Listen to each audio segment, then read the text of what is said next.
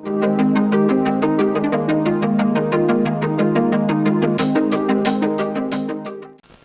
buenos días tengan todos ustedes. Reitero nuevamente el agradecimiento por su asistencia el día de hoy. Sin ustedes, sin los que nos acompañan a través de sus redes sociales, definitivamente este congreso no hubiera tenido lugar hoy en día.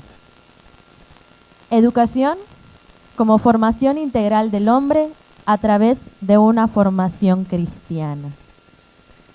La educación, como bien mencionaba el doctor Héctor, ha sufrido diversos cambios a través de la historia. Diversos cambios que hoy en día vemos radicalizados de tal manera que se nos hace muy común y normal que se estén implementando. Sin embargo, en épocas antiguas, hablando del medioevo, la Alta Edad Media, esta separación que se dio entre la Iglesia y el Estado en el siglo XV y XVI, en el Renacimiento, afectó gravemente también la separación de la Iglesia y la educación. La Iglesia ha formado parte mucho tiempo o ha participado en la educación de todas las nuevas generaciones debido a la jerarquía y guía en la sociedad que siempre ha mostrado. Al llegar el Renacimiento y darse paralelamente esta separación de nuestra sociedad común, también se pierden ciertos valores educativos para dejar paso a nuevas generaciones, nuevas formas, nuevas prácticas. Una de estos viene siendo la pérdida del valor de la palabra.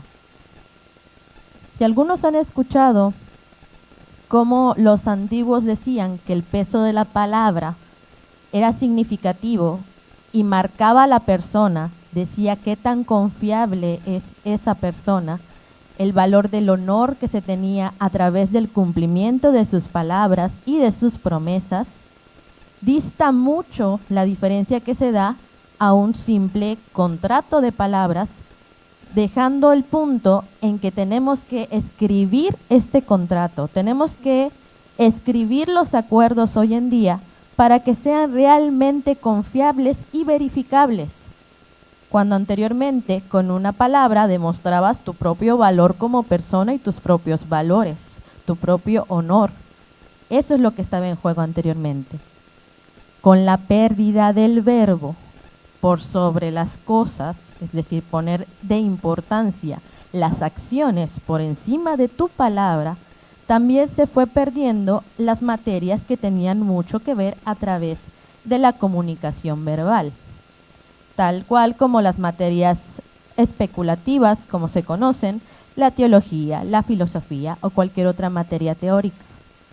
Se fue dando un mayor nivel a las materias completamente prácticas, a las ciencias naturales o a las ciencias exactas. Fue de manera paulatina, tal cual que duró siglos este cambio, que no lo vimos venir en ningún momento. Fue a través del Renacimiento, siglo XV y XVI, después nos brincamos al XVII con la Reforma y el Catercianismo, nos brincamos 18 y 19 con el Iluminismo, el Positivismo y el Pragmatismo. Como bien mencionaban anteriormente, ¿cuáles son esos cambios que ha sufrido la educación? Aparte de que se ha perdido el valor del verbo, también se aumenta el valor de la práctica de las cosas. El hacer, como bien mencionaban, por sobre el ser. Yo valía más antes por practicar aquello que realmente me apasionaba. Sin embargo, ¿qué es lo que dicen hoy en día? Eso no te va a dar para comer. Eso no te va a traer ningún beneficio económico. Si yo no estudio una carrera que me dé una remuneración económica y socialmente aceptada, simplemente no vale mi educación.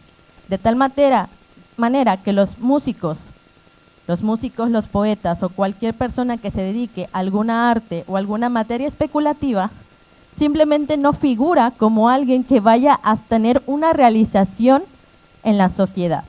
Porque para la sociedad, actualmente una persona educada es aquella que tiene una maestría y doctorado, efectivamente, pero en una materia exacta, en una materia que me dé un beneficio económico. Si bien actualmente se han estado tratando de rehabilitar ciertas partes de la reforma que ha sufrido la educación, es muy difícil cambiar algo que se ha desarrollado por siglos.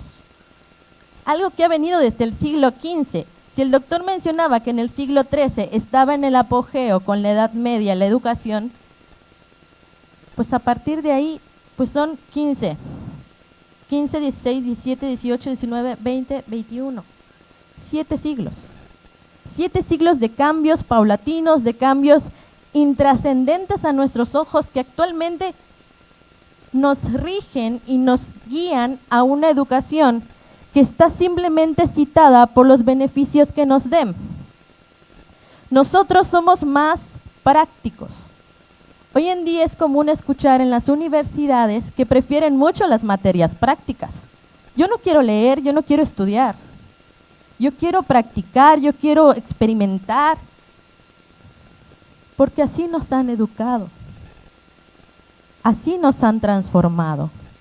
La diferencia entre el hombre de la alta edad media y el hombre moderno, el hombre renacentista, es la guía que la iglesia le daba al hombre anteriormente, la noción jerárquica, porque también se ha perdido, que nosotros seguíamos y nos ayudaban a un perfeccionamiento más trascendental, pero sin dejar de lado nuestro crecimiento personal.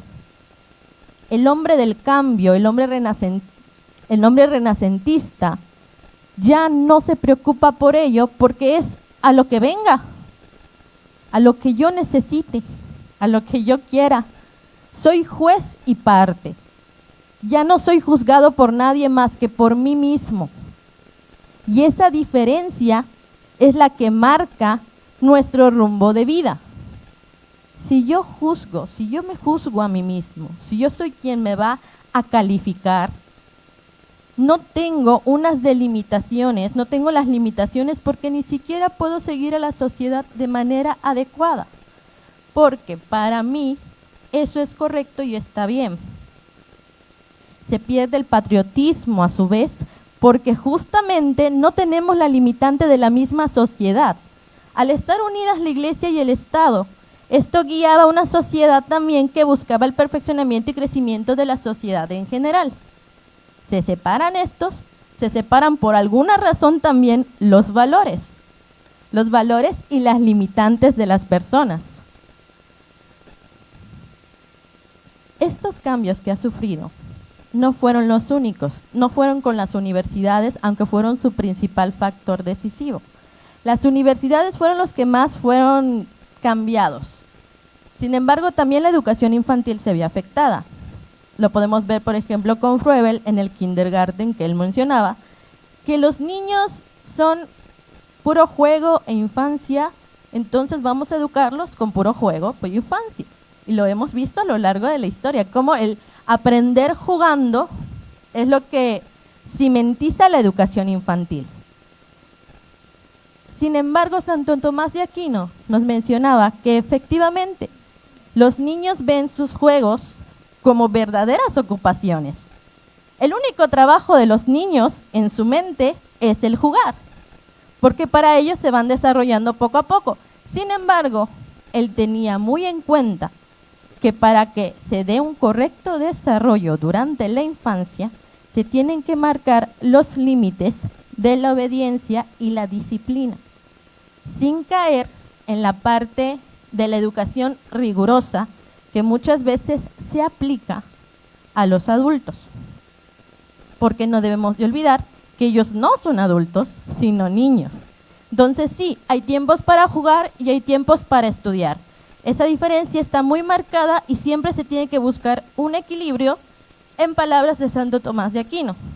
Si nos dedicamos solo a educarlos a través de los juegos, simplemente se pierde la jerarquía como padres. Y los principales maestros de los niños son los padres. Una persona educada no se le atribuye a una persona con muchos títulos curriculares.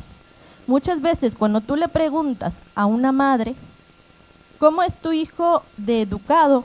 La madre no lo asocia a, ya terminó el kinder, ya terminó la primaria, está en tercero de secundaria. No, ¿a qué lo atribuye?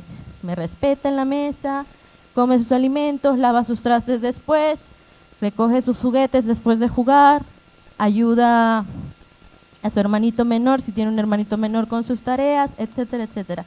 Esas pequeñas actitudes de la vida diaria que definen la educación de un niño, y nosotros mismos en la vida cotidiana utilizamos mucho ese dicho. ¿Qué niño tan educado? ¿Por qué? Porque se porta bien, porque no grita cuando puede hacerlo a pesar de que molesta a otras personas, porque no responde tal vez a un mayor, porque saluda, por favor, gracias. Ese es un niño educado, no su grado académico. Porque de manera inherente nosotros sabemos que la educación tiene que ver con ambas partes, tanto con la parte moral, intelectual, como con la parte motora de los niños. No podemos empezar a hablar de una educación integral si no comprendemos qué abarca realmente una educación integral. Tenemos que definir que la educación abarca la plenitud del hombre. Como bien definimos, nosotros somos espíritu y cuerpo. ¿Por qué? Nosotros tenemos la conciencia de nuestro propio existir. Nosotros sabemos que existimos, que estamos aquí, y por lo tanto tenemos conciencia de nuestro propio ser. Irónicamente, el único ser capaz de eso es el hombre. Este conocimiento del ser que nosotros tenemos, este conocimiento primario, esta autoconciencia, es la que va a demostrar evidencia de la naturaleza del espíritu. Este espíritu, a su vez, también tiene ciertas potencias que nosotros podemos perfeccionar, que con la separación de la práctica de las virtudes no se ha realizado correctamente. ¿Cuáles son algunas de las potencias que tiene el hombre? La inteligencia, la memoria, que es traer un contenido ya previamente aprendido a la mente, y la voluntad. Sin la práctica de esas tres potencias que tiene el hombre, vemos a un hombre flojo, un hombre acostumbrado a no prepararse, acostumbrado a no querer buscar respuestas. Recordemos cuál es la definición de escuela entonces: ocio contemplativo. Y como bien mencionaba el doctor, no es un ocio de holgazanería, no es un ocio de que, no tengo nada que hacer. No, es buscar la realización personal, es buscar acciones que no se contemplan en un currículum académico. La práctica de algún instrumento, la educación al culto, alguna lectura productiva, etcétera, etcétera, etcétera. Incluyendo también la práctica de las artes. Una educación integral abarca la parte de la educación a través de práctica de hábitos. ¿Qué tipo de hábitos? Hábitos intelectuales, hábitos motores y hábitos morales. A su vez, estos últimos hábitos morales tienen que ser hábitos operativos buenos, que palabras más, palabras menos, es la práctica de las virtudes. Las virtudes definen la base de una creencia cristiana, porque éstas han sido definidas y establecidas por nuestro mismo Cristo. ¿Por qué ponemos de ejemplo a Cristo? Porque, como bien mencionaban, un correcto ejemplo, un ejemplo absoluto, es un buen maestro. Alguien que demostró por ejemplo propio a lo largo de su vida, es la definición de un buen maestro. Porque todo maestro tiene la responsabilidad de demostrar con ese ejemplo. A lo largo de la vida, enseñando sus propios valores, con sus propias acciones, con su propio currículum de vida, tanto académico como intelectual, como moral, cómo se debe llevar una buena vida. Por eso muchas veces en el cristianismo, una educación cristiana es a través de la imitación de Cristo. Nosotros hemos sido testigos de cómo se ha cambiado la educación. Tenemos que tener muy en cuenta quiénes son las nuevas generaciones, los niños, los universitarios, esa masificación que se ha dado a lo largo de la historia, el poner las máquinas por sobre las personas. Rousseau decía, yo aborrezco los libros. A mí nunca me den libros. A mí denme cosas. Denme cosas porque eso lo puedo manejar, eso lo puedo aprender a hacer, pero tomándolo por mis manos, aprendiendo de manera empírica. No es que estemos peleados en contra de ello, sin embargo, muchos están destinados a repetir su historia si no la conocen. Entonces tenemos que conocer las causas y las bases para poder entender las consecuencias que hemos tenido. Y si ese amor por la historia, ese amor por la lectura, ese amor por el conocimiento no se da, por el querer aprender, no se da, estamos destinados a cometer los mismos errores como sociedad a lo largo de la historia. Tenemos que conocer las causas. En una plática personal, completamente fuera de esto, una amiga nos comentaba por qué dejó su carrera. Su carrera estaba destinada a manejar ciertas máquinas que se utilizan en la medicina para poder aplicar la anestesia, para poder mantener entubada a una persona, etcétera, etcétera. Le preguntamos, ¿por qué la dejaste? ¿Por qué ese cambio de carrera? Es que me dio miedo, porque si tú no aprendes correctamente esa ingeniería, pues depende de la vida de las personas. Si yo administro mal o calculo mal alguna cosa de la máquina, simplemente puede causar la muerte de la persona. No es, ay, me confundí de número, como el caso de los contadores, de que no cuadró. Bueno, cuádralo por esto. Es decir, no cuadran mis gastos con mis ingresos por alguna razón. Bueno, cambio algún numerito por acá, bájale por allá, no pasa nada. No, en el caso de ella estábamos hablando de la vida de un paciente. Entonces, ese peso de que la vida de una persona dependa de ti, ella no lo pudo soportar y decidió cambiarse de carrera. Esa es la definición de que si nosotros no nos educamos, no vamos a poder armar esos simples pesos, sino la vida de muchos pacientes, porque es muy fácil comprar un título, es muy fácil dedicarse a ello, es muy fácil querer decir que lo conocemos todo cuando no siempre es así. Nosotros tenemos que buscar ese amor por el conocimiento, de tal manera que podamos decir, yo estudié y me preparé para poder manejar esta máquina porque sé el peso que conlleva la educación, sé el peso que conlleva la preparación y estoy lista o listo para poder asumir ese riesgo.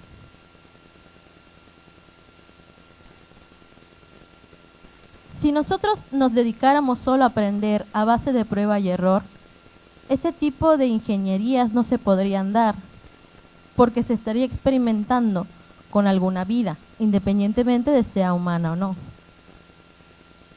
Porque se tendría que aprender a base de prueba y error, de manera empírica, con las cosas aprender. No se tendrían libros para un correcto manejo, no se tendrían instructivos, porque actualmente la educación, a través de los cambios que ha dado, no deja punto de partida para poder aprender. No busca motivar a los alumnos a buscar por sus propios métodos el buscar la información adecuada. No muestra ejemplos de maestros que busquen una correcta preparación para tomar la responsabilidad de la guía de nuevas generaciones. Las nuevas generaciones dependen siempre de un maestro y de una guía. Eutidemo, que era en sí, se convirtió en discípulo de Sócrates, se podría decir, porque él admiraba mucho a Sócrates en su momento, pero él negaba querer tener maestros. Él decía que conocía de todo, porque antes se le llamaba sabio a algún especialista. Entonces, como decía conocer de todo, le decían, Jenofonte le decía que era un come libros, porque decía conocer de todo, y se chutaba 20, 30 libros sin ningún problema y te los recitaba. Cuando se para frente a Sócrates, a quien secretamente admiraba, se dice que él se paró y él es un sabio. Yo puedo ser sabio en lo que yo quiera, porque yo conozco de todo. Sócrates, como buen ejemplo de maestro que era, le preguntó en qué quería especializarse, en la metafísica, en la química, en algún arte. Y él le dijo, no, yo quiero ser sabio en justicia. Justicia es un tema delicado, es un tema muy cambiante para la sociedad. Y al estarle preguntando Sócrates a Eutidemo acerca de qué es justicia para ti, qué sucedería en esta situación, Eutidemo se dio cuenta que realmente no conocía todo lo que creía saber. Y al aceptar que no conocía todo lo que creía saber, se dio cuenta de que era incluso un esclavo, porque decía que los esclavos, dependiendo de en qué punto eran, si eran esclavos enemigos o esclavos amigos, podrían recibir justicia o no podían recibir justicia. Y él se dio cuenta que era uno más, pero no era un esclavo físico, o sea, no tenía grilletes ni servía a nadie. Era un esclavo de la ignorancia, porque creía conocer cuando realmente no se conocía ni a sí mismo.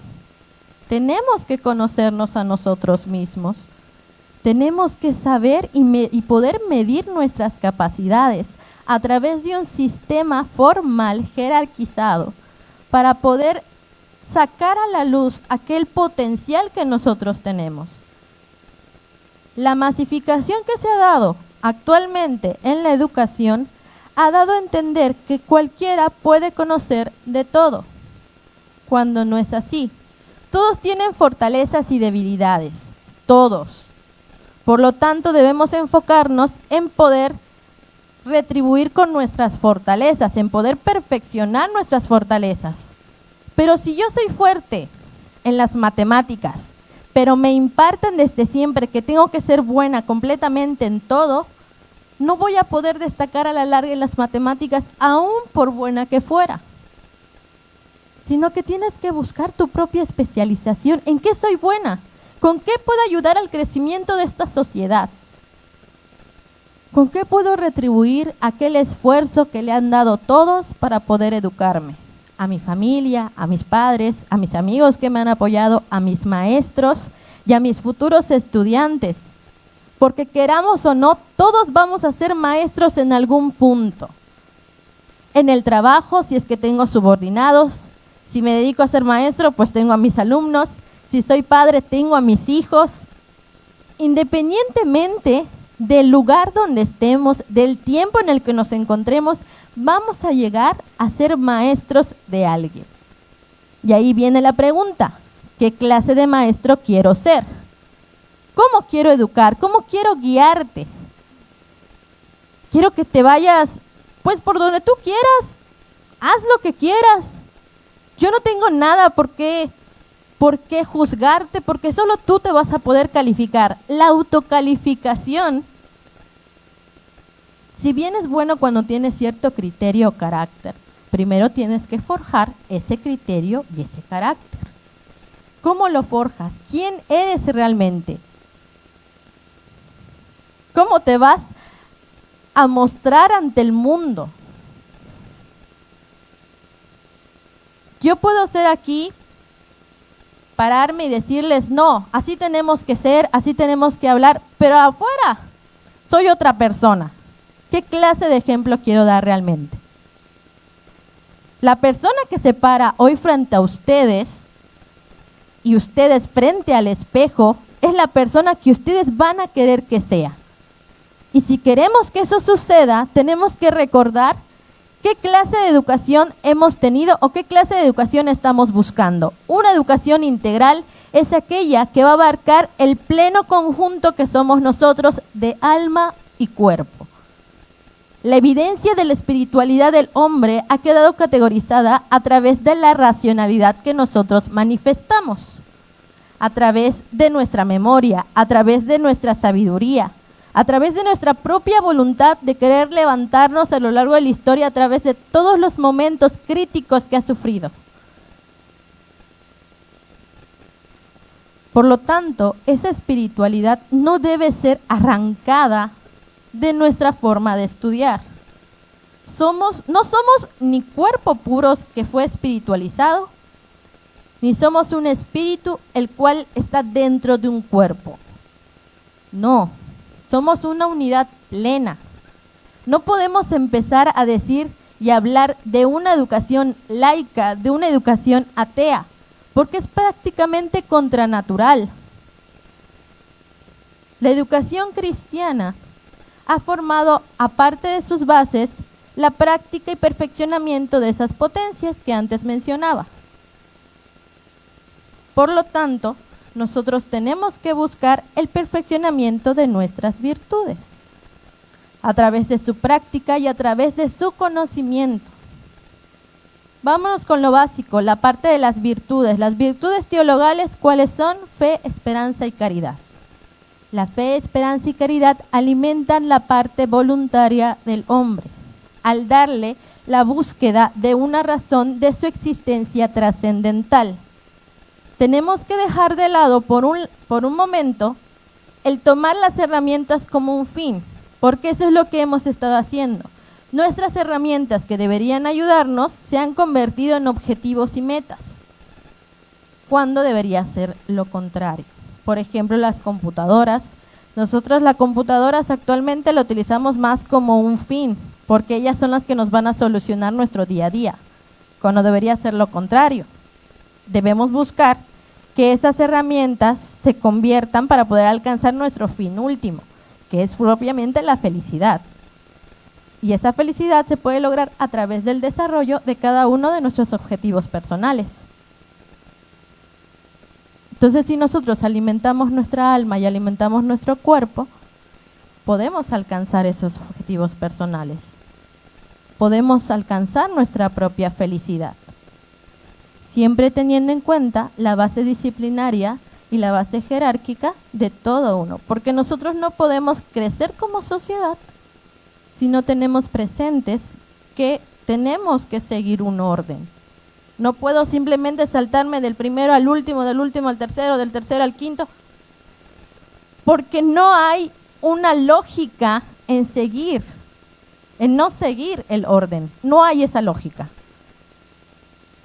Entonces tenemos que aprender a volver a aprender cómo poder adquirir esos conocimientos, cómo poder tener una buena educación. La parte de la formación cristiana habla acerca de una práctica de virtudes.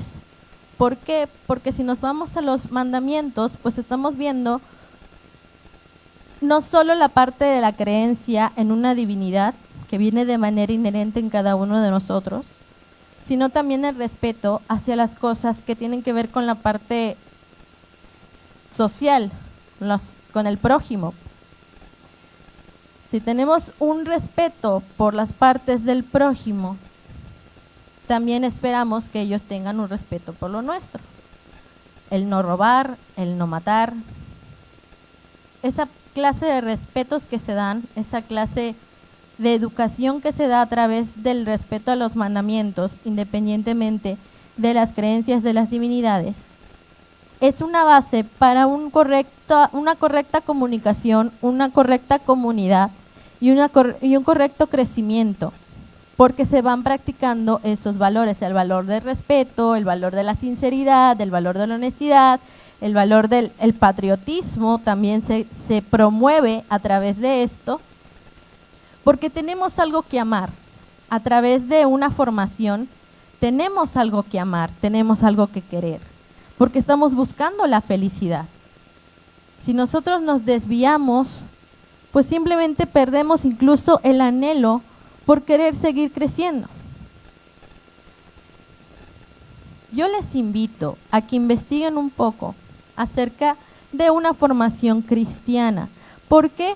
Porque no podemos hablar, como les mencioné, si dejamos de lado completamente uno. Tenemos que entender que nosotros somos seres sociales. Al ser seres sociales, tenemos ciertas ligaduras con ciertas partes. La ligadura con nosotros mismos, con nuestro interior y con nuestro desarrollo. La ligadura con el prójimo, con la sociedad, con el tú. Y la ligadura con Dios, porque es una muestra de que nosotros podemos racionalizarnos. La razón nos dicta, y lo podemos ver a lo largo de la historia, que hay una causa de todo, porque nosotros somos una consecuencia. Nosotros existimos y sabemos que existimos, pero ¿quién fue el que nos creó? ¿Quién es el que nos puso aquí como seres contingentes? Un ser contingente es el que no se da la existencia a sí mismo, sino que la existencia se le fue dada por otra existencia. Todos somos seres contingentes. Necesitamos un ser absoluto para que éste venga, porque este ser absoluto es el que dicta, es el que tiene su propia existencia dentro de sí. Y esta existencia es la que Él nos transmitió. Es de ahí donde viene la parte de la semejanza. Nosotros somos semejantes a Dios porque tenemos una existencia espiritual. Entonces, ¿quién nos dio esa existencia? Un ser superior, una divinidad, un Dios. Como ustedes le llamen, tenemos un ser absoluto que estuvo desde un principio y nos pudo dar aquel orden natural que tenemos nosotros. Entonces tenemos esa ligadura para con Dios y tenemos que respetar cada una de ellas, porque si negamos una, automáticamente se niegan las dos. Si negamos la existencia de la ligadura con Dios, no podríamos reconocer nuestra propia existencia y por lo tanto estarían negando las dos anteriores. Si negamos nuestra ligadura con nosotros mismos, pues al no podernos reconocer, no podemos reconocer a otros seres contingentes como nosotros. Por lo tanto, se pierde la ligadura, tanto con Dios, que es el ser absoluto, como con el tú. Si negamos el tú, estamos negando la existencia de un ser contingente completamente homogéneo a nosotros y por lo tanto se niegan las otras dos. De tal manera que no podemos negar ninguna de estas tres dimensiones que tiene el hombre. Tenemos que respetarlas y tenemos que practicarlas para poder conseguir una educación integral, porque es una educación completa. Al ser una educación completa, podemos darnos cuenta de la completa felicidad que podríamos llegar a alcanzar en un mundo personal, anhelando un mundo trascendental. Nosotros somos seres sociales y por naturaleza somos seres religiosos. Entonces necesitamos completar esa parte de la educación, necesitamos completar y arraigarlo. Si no podemos cambiar la sociedad, si no podemos adecuarla a la sociedad a través de una correcta educación, aún tenemos la parte de la educación en casa.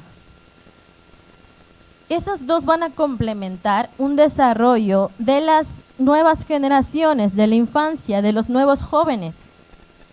Y eso es lo que va a traer en realce la sociedad, porque ellos van a ver y ellos van a tener unas bases firmes, un patriotismo firme y una creencia firme para poder salir adelante. Recordemos que la sociedad es el conjunto de familias que buscan su perfeccionamiento a través de la práctica de las virtudes. Entonces tenemos que crear una sociedad correcta, una sociedad virtuosa, porque siempre va a buscar el mejoramiento de todos nosotros en conjunto. Ese es el fin real de una sociedad. Y nosotros, como parte de ella, como granitos de arena, podemos ir cambiando poco a poco el desarrollo que se da. Una educación integral a través de una formación cristiana. Muchas gracias.